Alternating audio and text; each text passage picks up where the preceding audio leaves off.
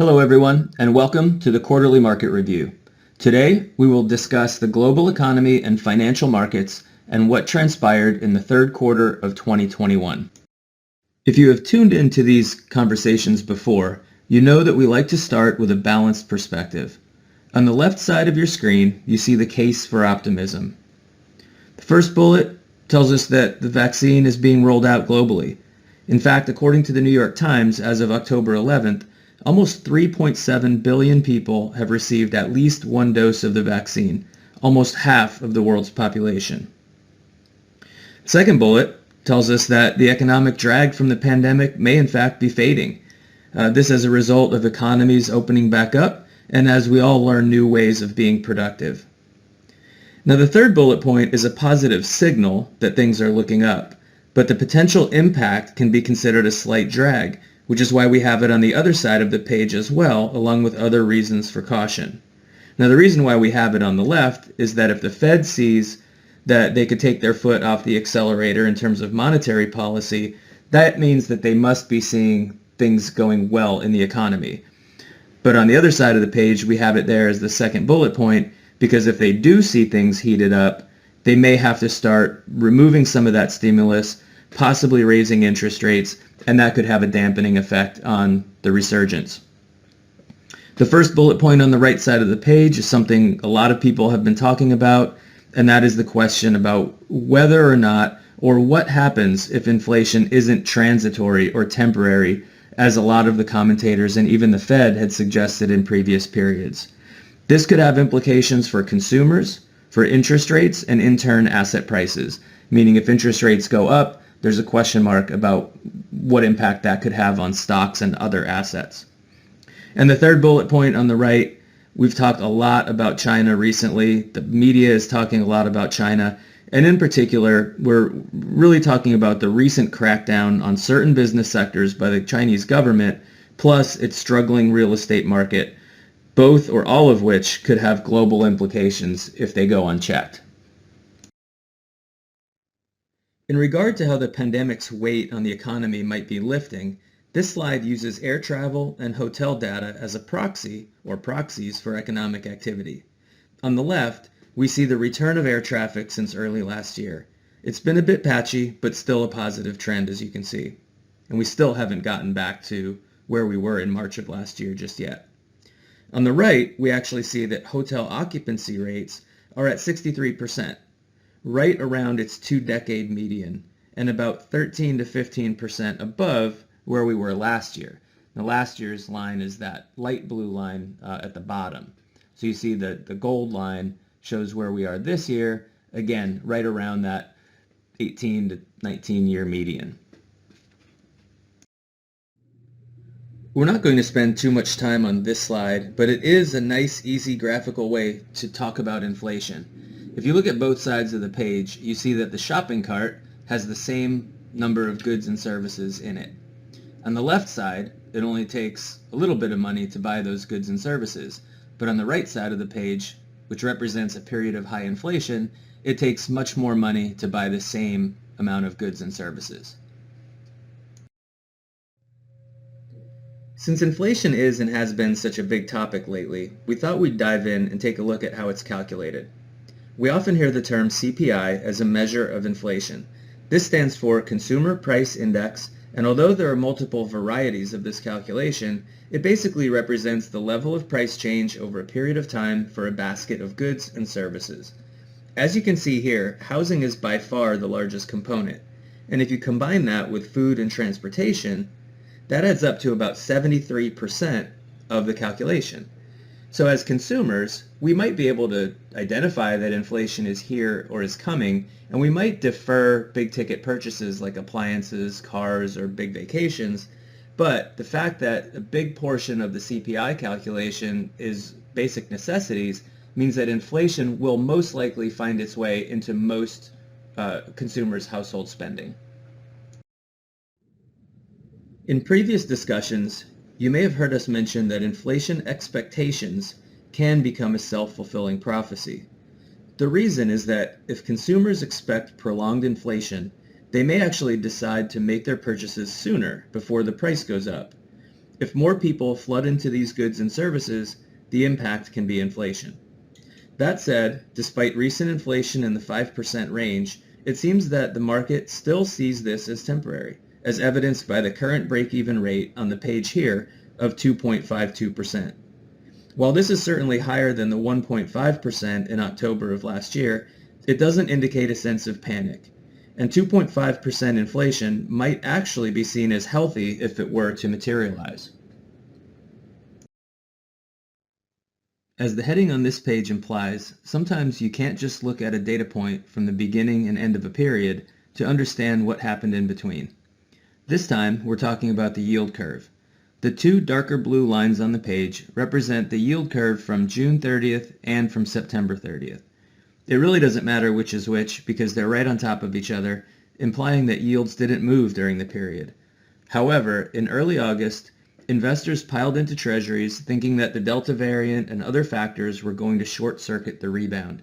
In fact, around this time, the yield on the 10-year dropped about 30 basis points. Remember, yields drop as bond prices rise. However, at the end of the quarter, positive economic signals, including reduced unemployment and decent wage growth, plus rumblings from the Fed that they may begin tapering their bond purchases soon, brought yields back up to where they started the quarter.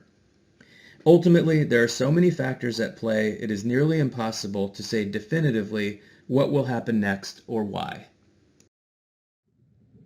Luckily for us, we don't have to know what will happen next to have a sound, successful investment strategy.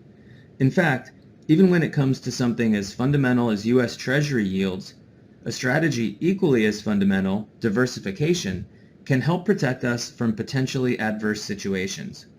This page shows the U.S. yield curve at the top left and other countries' curves for comparison. As you can see, their levels, slopes, and shapes differ substantially, which can protect us from extreme moves here at home via their own idiosyncrasies. When you consider that this is just a sampling of the global fixed income market and that the act of currency hedging can further add value based on relationships among yield curves, it's easy to see why we advocate for a globally diversified bond portfolio just like we do on the equity side. Based on what we've discussed so far, it's no surprise we've experienced a fairly choppy bond market over the past quarter, year-to-date, and 12 months. Most bond categories shown here were flat for the quarter, with the exception of inflation-protected bonds, which appreciate when inflation and inflation expectations rise. In fact, TIPS have led the way for the year-to-date and 12 months. Treasuries have fallen about 3.6% for the year, a period in which corporate bonds and munis saw modest but positive returns. If there's one takeaway from this slide, it's to be thankful that we don't have to stare at Bloomberg screens for our financial data anymore. Obviously I'm kidding, but I do say that with a little bit of nostalgia. But in fact, this is an interesting exhibit. On the y-axis, you see the Fed funds rate. As you go across the x-axis, think of those as the end of each of those calendar years. The yellow dots each represent a member of the Federal Open Market Committee, or the Fed.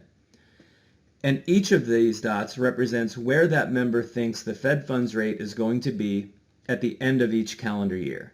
So on the left side of your page, what you can see is that none of the FOMC members believe that the Fed funds rate is going anywhere before the end of this year.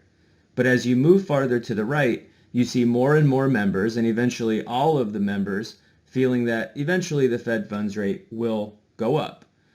There's certainly some holdouts, some people that are a little more dovish on inflation and think the Fed funds rate can stay low for longer, as you can see by the singular dot at 2023 towards the bottom, and again a singular dot at the low end for 2024. But ultimately what this suggests is, if you look at the far right, you see that the Fed collectively thinks that the Fed funds rate will be around 2.5% no sooner than 2024. And to put that in perspective, we haven't seen that level since before the Great Financial Crisis, or during the Great Financial Crisis. Prior to that, the Fed funds rate hadn't been as low as 2.5% since the 1960s. Given current market conditions, many investors are wondering how to position their bond portfolios. This slide is a great graphical representation of how to think about this problem. Let's first start with the premise that we expect our bond portfolio to generate a reasonable level of return relative to its risk, but it also has to give us some protection against the stock market decline.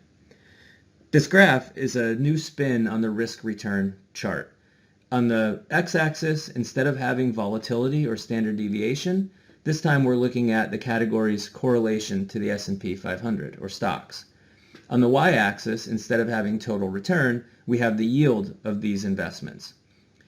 The blue section at the left, showing different treasury categories, shows you that they have negative correlation to stocks, but very low yields presently. The grouping circled by yellow shows you different categories that have high correlation to stocks, but give you a little bit better rate of return. So the treasury grouping can be said to offer protection but no return, and the higher yield categories can offer you return but no protection.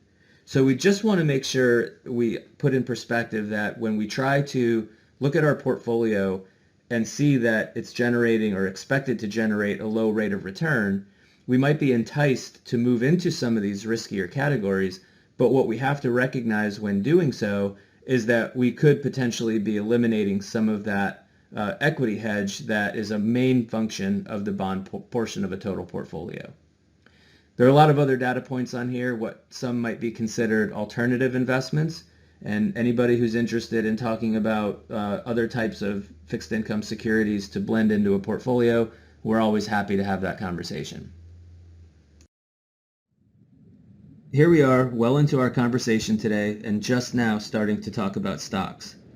As you can see from the year-to-date and 12-month figures, stocks have been on a roll. That stalled out a bit in quarter three, due in part to inflation fears and COVID-induced disruptions to the global supply chain, as well as many other factors. In particular, small-cap stocks dropped during the quarter by 4.4% and experienced their first negative month in July, after 9 consecutive months of gains. Similarly, stocks outside the U.S. fell off a bit after previously strong periods. Of the major categories, developed and frontier markets held up better than emerging, where the story was all China. The Chinese government's crackdown on tech companies and others led many to wonder whether investing in China at all is even a good idea. With news and discussion like that, and the fact that China is the largest weight in the emerging markets category, it's no surprise that dragged the index down to a minus 8.1% return. With all the talk about China lately, we thought we'd dig in a bit for some historical perspective. The red dots here show the intra-year declines for Chinese stocks going back to 1993, and the bars represent China's calendar year return. So, for example, if you look at the far left side of the page, calendar year 1993, what this means is that at some point during the year, Chinese stocks had pulled back 38%. But by the end of the year, not only did they make up that ground, but they turned in a total year return of 33%. So if you follow that all the way across the page, you see that volatility in Chinese stocks is nothing new. And in fact, when you then consider that the average annual rate of return of Chinese stocks is 6.5% as indicated in the header, and the fact that in every one of these years there was a negative period, but yet they turned in positive returns in 15 out of 28 years, you can see that, again, volatility is something we just have to learn to accept when investing in Chinese stocks. Furthermore, when you consider the fact that China often represents just 2 to 4% of a cap-weighted portfolio, depending on one's overall asset allocation, we don't think it's different enough today to exclude from portfolios. And this is true especially when you consider how important the Chinese economy is on the world stage. While it's certainly important to know all the concepts and situations that we discussed today, in order to understand how our portfolio is behaving and why, we have to make sure we don't let all of this information get us off track and thinking that we need to digest it and do something about it. Instead, we like to list out these items here so that you focus on what really matters and things you can control. In particular, the third from the bottom seems to call out to me this time around, especially given the fact that we've talked about isolated parts of the market that have their little idiosyncratic things going on, and rather than trying to time them, take advantage of them, get away from risks that may be presenting themselves, as long as we have a well thought out and well diversified portfolio, then none of those things in themselves could sink the ship, so to speak. For a lighthearted way of thinking about the idea of focusing on what matters, we turn to the Oracle of Economics and Business, Dilbert. Feel free to pause the recording to enjoy this comic strip.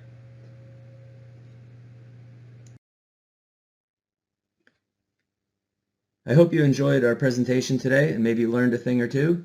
But if it presented any questions that were left unanswered, or if you had any questions that we didn't touch on today, as always, feel free to get in touch and we'll get back with you as soon as we can. Thanks.